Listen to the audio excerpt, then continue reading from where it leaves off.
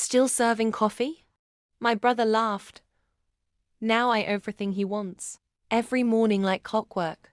I wiped down tables at the corner diner while the smell of burnt toast and cheap coffee clung to my apron. And every morning my brother, Alex the high-rise lawyer with a $2,000 suit and a $10,000 ego, would swing by just to laugh. "You get any tips today, sis?" Then he'd smirk, rev his Tesla, and speed off to his glass office tower. He called me a failure.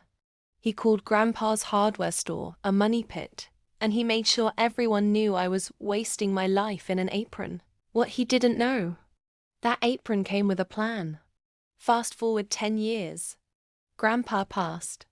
I held his hand till the end. Alex, too busy, didn't even show at the funeral. 3 weeks later, the lawyer called us in for the reading of the will. Alex strutted in, practically humming, probably already planning how to redecorate Grandpa's house. Then the lawyer said, "Mr. Wilson left behind $6 million. All of it to her." Alex's jaw dropped. "However," the lawyer continued, "there's a condition.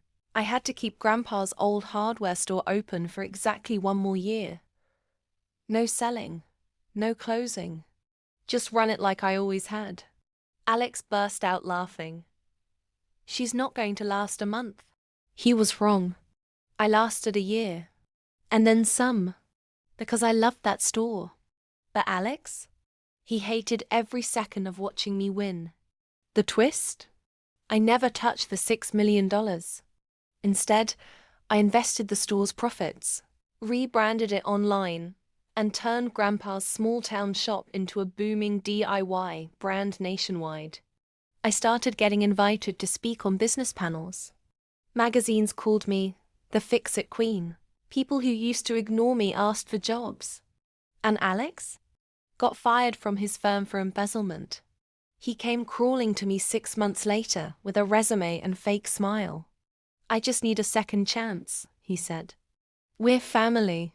I handed him a job application for a cashier role at the very store he mocked. Starting pay, $15 an hour, plus tips. He stormed out. I used a fraction of the inheritance to buy the office building where his old law firm used to be. Renovated it. Turned it into a non-profit for young women in trade careers.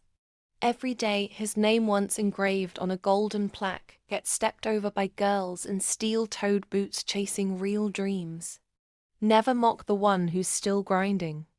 Because while you're laughing in your car, she might just be building an empire. If this story fired you up, hit that subscribe button right now. Revenge is sweet, but success, that's the real flex.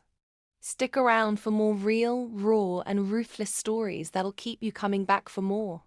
You never know who's getting served next.